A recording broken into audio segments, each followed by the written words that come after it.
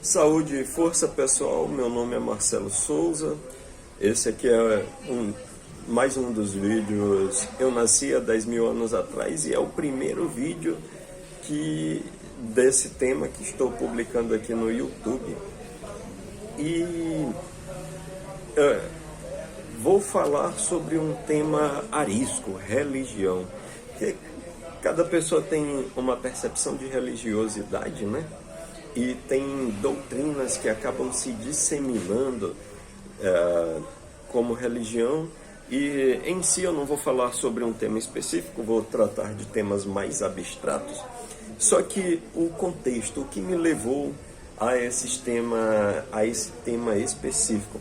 Certa vez eu estava numa conversa via WhatsApp, num grupo, e aí eu comentei sobre a percepção que eu tenho acerca de uma religião que apresenta-se como científica, que no caso é o Espiritismo. Eu não vou falar nada de Espiritismo aqui não, mas eu fui desafiado e, concedendo o benefício da dúvida, eu fui até um centro espírita assistir uma palestra,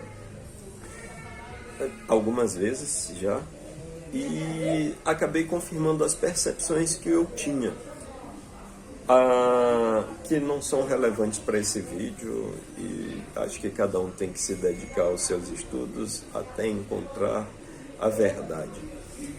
E aqui, numa dessas visitas, encontrei um amigo que me deu esse livro de presente. Conheça o Espiritismo, o Sr. Portela, grande abraço. E a leitura desse livro me levou a organizar algumas reflexões acerca de temas que já me eram já conhecia em outros momentos, tanto por estudos particulares quanto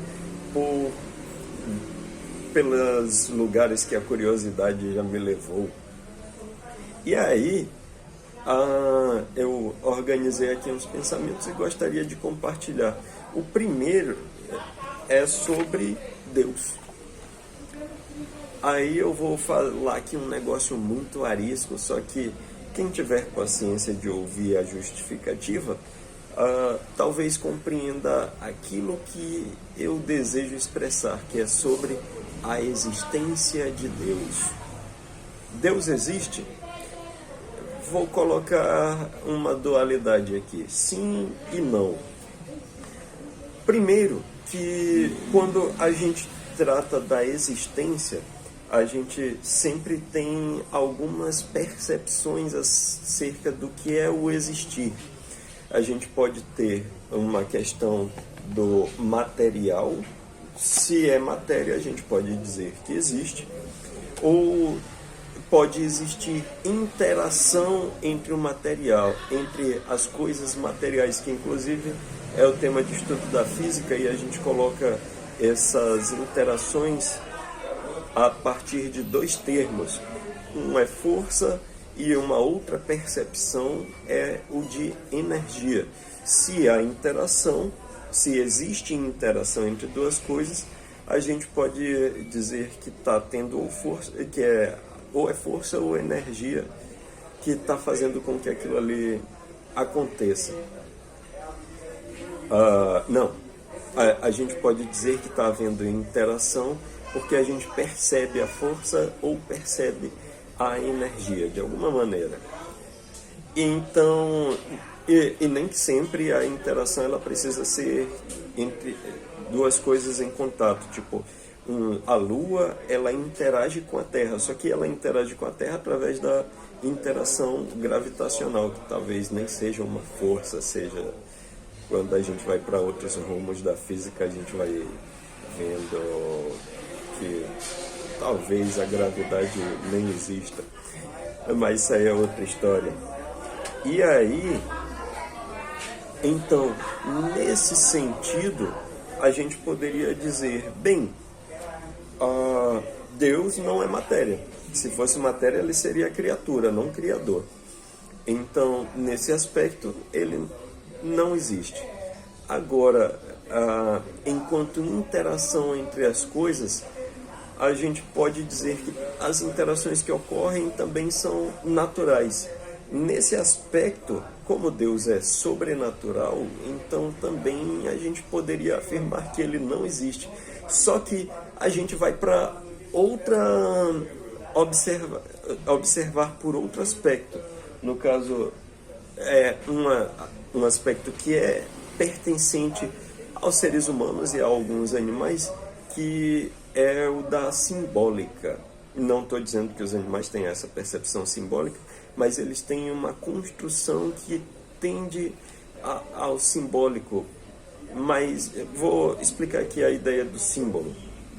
Símbolo a gente tem um significante e associado a esse significante nós temos um significado. No caso aqui, o significante é esse objeto, esse artefato que eu tenho na minha mão. Os significados que a gente pode associar a ele são o de livro e também o de conhecimento, que é um significado bem mais abstrato do que o de livro. O livro é o significado imediato, o conceito que eu estou associando a esse artefato. Já o conhecimento é o significado para além do livro, é o que eu espero absorver ao fazer a leitura do livro. Dessa forma, a gente pode ampliar esse conceito e perceber que tudo à nossa volta a gente acaba dando um significado simbólico, associando simbolismo a tudo que está à nossa volta. Tipo, quem vos fala que vocês estão vendo um vídeo, mas vocês consideram que é uma pessoa que está no vídeo. E aí tem aqui um organismo, a esse organismo dá-se o significado de pessoa, e mais, existe um significado para além disso, que é o de Marcelo. E assim a gente poderia ir numa corrente de significados, até que a gente chegaria à ideia de espiritual e tudo mais, ou não. Aí, assim, a gente poderia, dando significados para os eventos que acontecem na natureza, a gente poderia chegar à percepção do que é simbólico. Simbólico não, milagroso, a ideia de milagre. Porque observem o seguinte, dá até de olhar aqui os desenhos que eu fiz no quadro um pouco atrás de mim. A gente tem a evolução, no caso aqui a evolução biológica, que vai da célula, uma bactéria, né? Aí a bactéria sofre a sua transmutação biológica, vai evoluindo, como é o termo usual, chega até que um dos seus descendentes é um anfíbio e tal, répteis, mamíferos, até o ser humano. Isso é uma maneira superficial de falar a evolução biológica. Por favor, biólogos, não me odeiem por essa definição torta que eu dei de evolução. E aqui a gente tem a evolução cósmica, que no caso a gente tem Big Bang, aí depois os átomos, a formação das galáxias e por último do planeta, justamente onde ocorre a evolução biológica. E aí, tudo isso dentro da ciência é explicado de maneira casual, o acaso. E o acaso, ele... Não, peraí, não vamos nos perder. O acaso, ele é tão casual que a gente começa a se questionar, cara, será que por mero acaso seria possível do Big Bang, que é chamado de grande explosão, mas que não foi nem tão grande assim, nem tão explosivo, não teve nem o Bang, que no espaço não tem som? Será que depois disso tudo a gente chegaria a ser humano?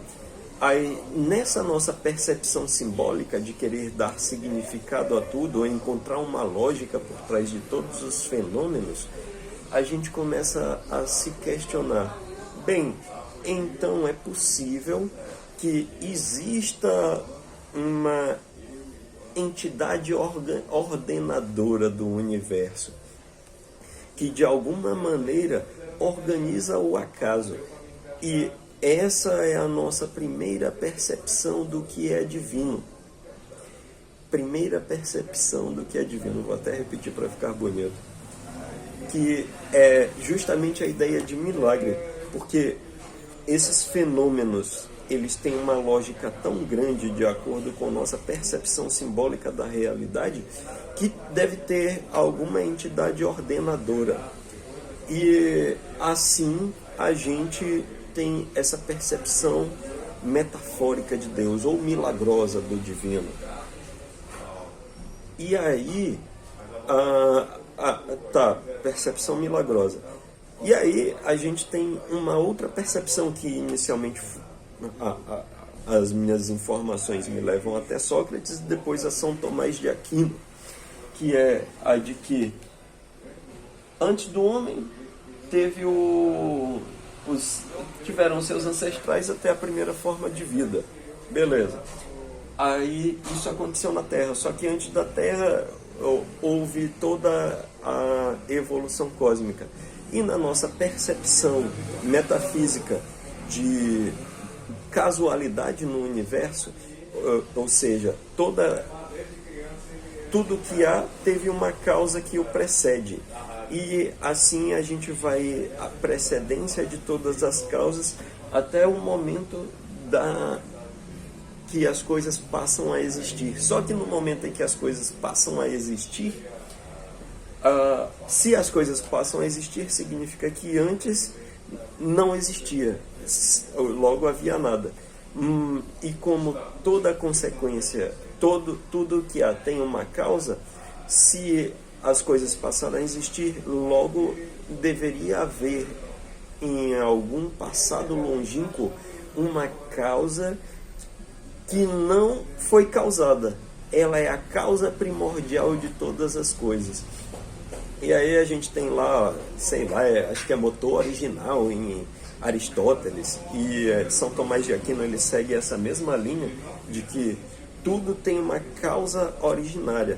E aí, quando a gente vai estudar um pouco de física, a gente tem causas que são causas por si próprias, tipo as flutuações quânticas. Aqui é o desenho de um átomo, no caso dos orbitais que compõem a eletrosfera de um átomo, e aqui embaixo a gente tem uma bolinha com mais e uma bolinha com menos. Isso é a representação de um conceito a qual eu não tenho autoridade, mas a gente vê uns estudos interessantes, inclusive palestras de professores que têm o conhecimento, e fala-se de flutuações quânticas. O que seria uma flutuação quântica? Imagine um vazio. Esse vazio a gente vai chamar de vazio quântico, que a gente consegue tirar tudo de dentro dele e ficar só com o espaço puro. Não tem nem as interações fundamentais. No caso, a gente já vai começa a cair no imaginário, mas não tem eletromagnetismo, no caso luz, não tem gravidade, não tem interações nucleares fortes, interações de força nuclear nem forte nem fraca, até porque não tem nada, logo não tem átomos e logo não tem essas interações fundamentais. Aí acontece uma coisa muito curiosa. As partículas, elas se criam, e elas se criam em pares. No caso, partículas de cargas opostas. Só que elas se criam, e como elas são opostas, ao entrarem em contato elas colapsam, de maneira que quando elas estão lá, a carga geral do ambiente continua sendo nula, porque se a gente tem mais um e menos um, o mais um e menos um dá zero, então continua nulo ali. E se elas entram em contato, elas colapsam, ou seja, continua tudo neutro lá naquele vazio quântico. Então, isso é um fenômeno natural. assim a gente poderia dizer, tá, então não tem causa. Mas a gente acabaria encontrando uma causa a partir dessa nossa percepção simbólica, porque existe essa lei que nós definimos, essa lógica que nós encontramos na natureza, que demonstra que há a possibilidade dessas flutuações quânticas. Logo, a gente sempre, na nossa mente, acaba encontrando uma causa inicial. E aí faltou eu fazer aqui o desenhinho da evolução humana, mas se a gente for encontrar lá o laço entre os Homo erectus há cerca de 2 milhões de anos até o Homo sapiens há cerca de 400 mil anos, até o período em que a arte surge, cerca de 60 mil anos, a gente tem uma série de evoluções, de transmutações, que vai lá de um ser que ainda não tinha um neocórtex desenvolvido até o que nós somos. E aí a gente pode fazer tanto uma interpretação natural que, por acaso, no caso, o Homo erectus descobre o fogo, aí o Homo erectus começa depois a se alimentar de alimentos cozidos. O fogo serve tanto para desenvolvimento de vínculos sociais, como o período de ócio gerado justamente por causa de conseguir consumir mais nutrientes dos alimentos cozidos do que de alimentos crus, permite que seres que tenham um cérebro maior consigam sobreviver por mais tempo, até que a gente chega ao que nós somos.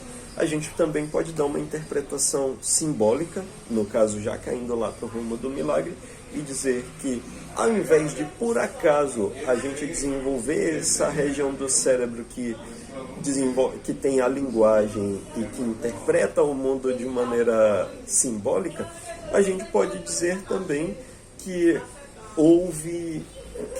há uma lógica por trás dessa evolução, de maneira que a gente fosse capaz de ter essa percepção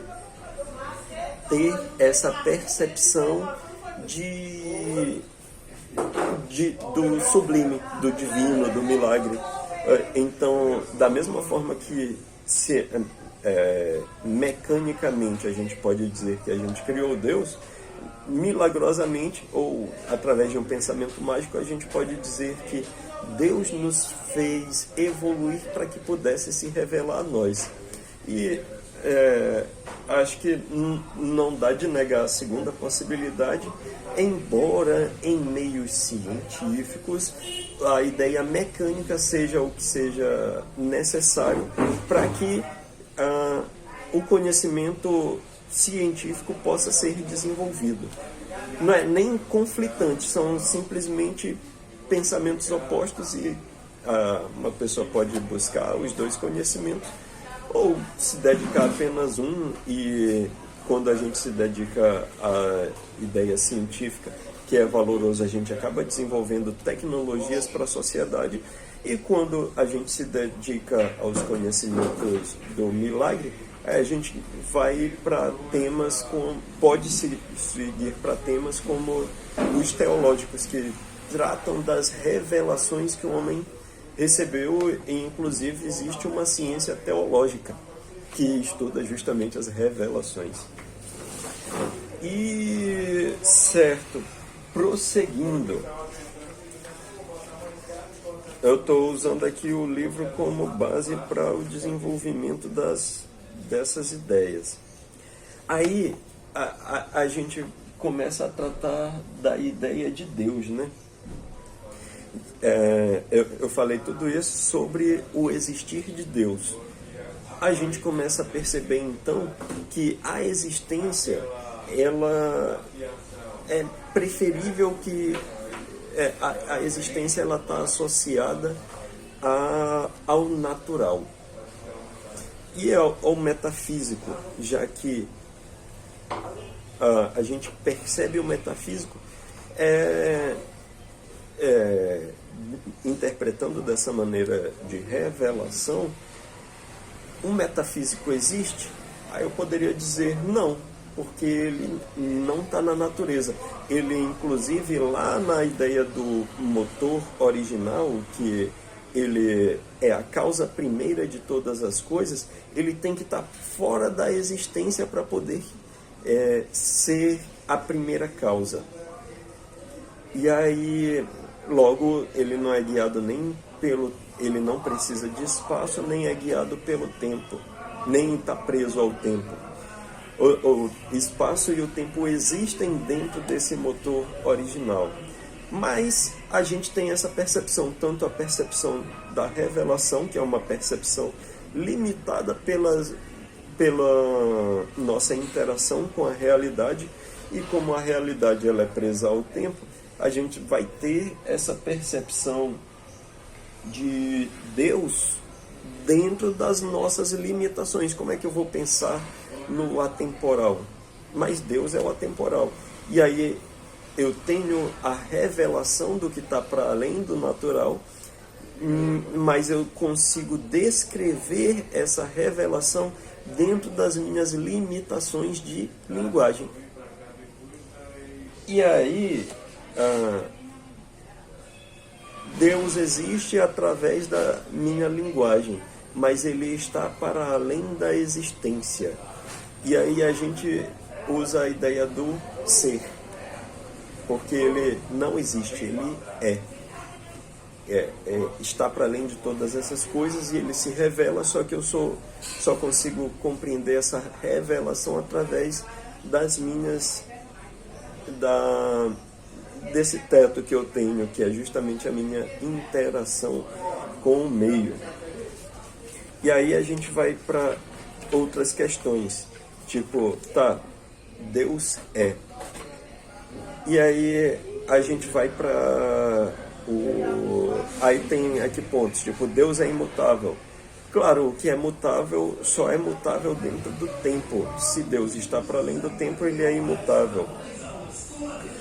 Deus é a suprema e soberana inteligência. É o que eu disse anteriormente, a inteligência é uma capacidade do ser humano. Então,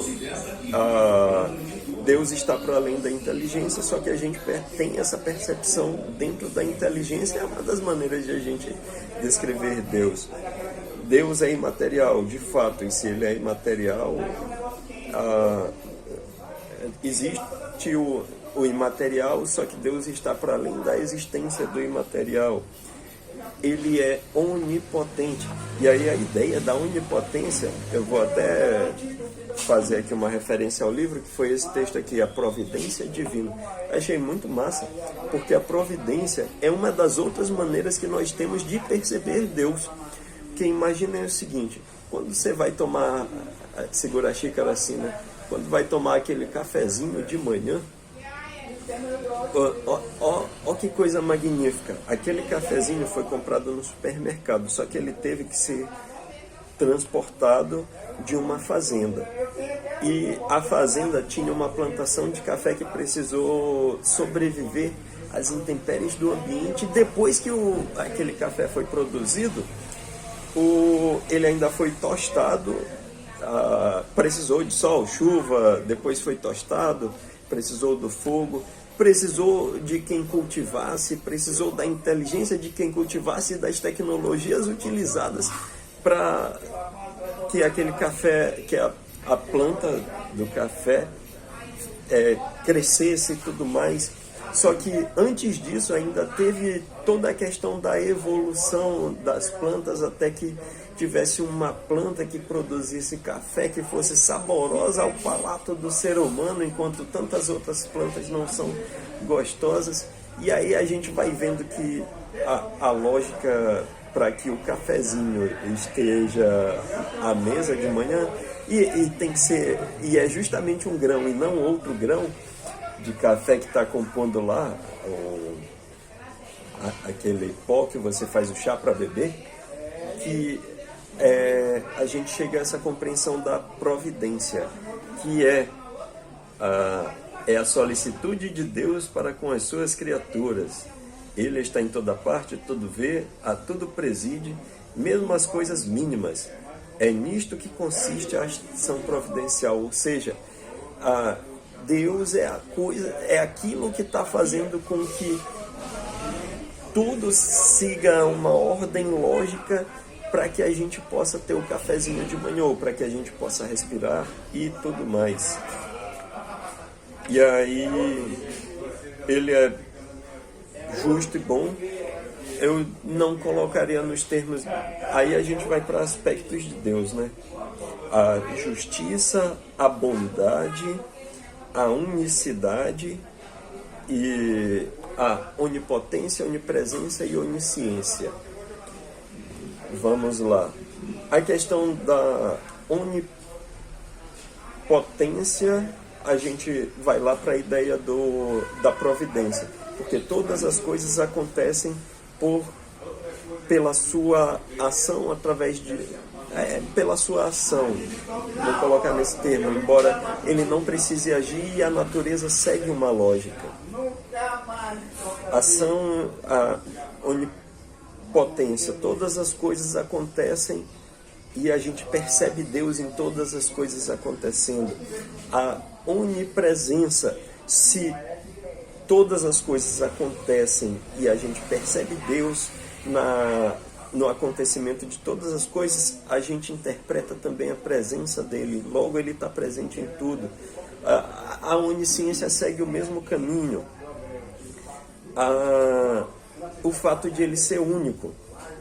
Imagine que se todas as coisas têm uma causa que a precede e a gente acaba encontrando causas simples que geram consequências complexas. Quando eu falo complexas, no caso, uma coisa gerando várias consequências, tipo o ancestral em comum que gera chimpanzés e seres humanos.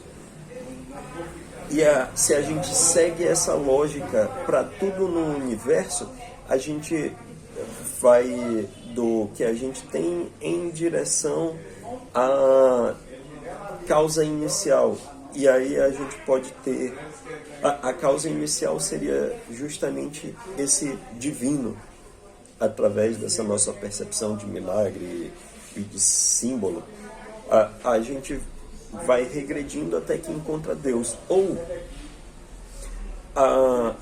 se a gente for observar de maneira abstrata a maneira como o mundo se comporta, que existe uma lógica por trás, e essa lógica, ela, por mais que seja aplicável em coisas diferentes, ela é uma lógica una.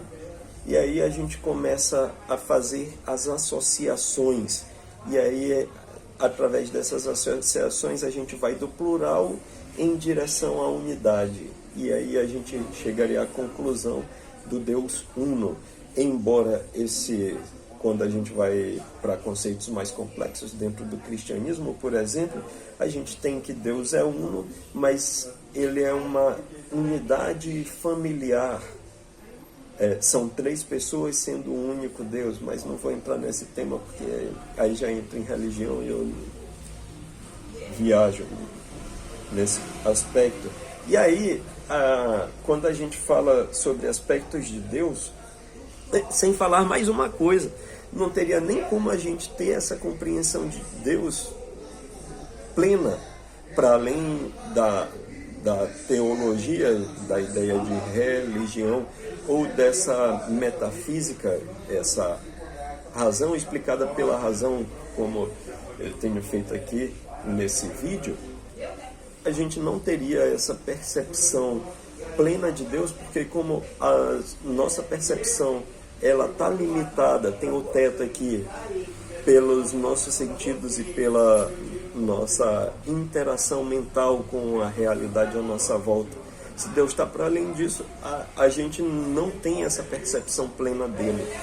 E aí a gente cairia lá para a ideia da revelação. Se dizem que Deus é uno, ou tem gente que diz Deus é pluri, né? aí a gente vai atrás da nossa revelação e vai vendo a que parece ser a mais concreta. Só que a gente acaba sendo enganado em determinados pontos por doutrinas que vendem-se como se fossem concretas, e a gente vai aceitando, empurrando com a barriga, sendo envolvido pelo meio, e aí vai deixando de estudar as outras e comparar para ver se é tão concreta assim, se respeita o que é natural, se fala verdade, diz que são verdades, só que essas verdades a gente só consegue interpretar dentro da própria natureza, e na verdade acabam sendo mais definições imaginárias criadas em cima de fenômenos naturais. E aí a gente começa a se questionar. E sim, e nesse aspecto tem uma filosofia muito interessante que está lá em Plotino. Plotino foi um filósofo que seguia a linha platônica e foi um dos expoentes do neoplatonismo. E ele tem um mito muito bacana de que a divindade seria uma fogueira no centro de um universo vazio. E aí a ideia é que quanto mais próximo a gente está dessa fogueira, mais a gente recebe a luz e calor, e quanto mais distante, mais frio e escuro é. Então, eu poderia dizer que Deus em si, ele não é justo e bom. Vamos com calma, não tomem isso como heresia. A justiça e a bondade, elas são expressões do ser humano de quanto mais próximo eles estão desse centro que é Deus. Então, de maneira metafórica falando, ele seria a luz que ilumina, e o reflexo dessa luz em nós seria a justiça e a bondade. Seria a ação justa e a ação boa.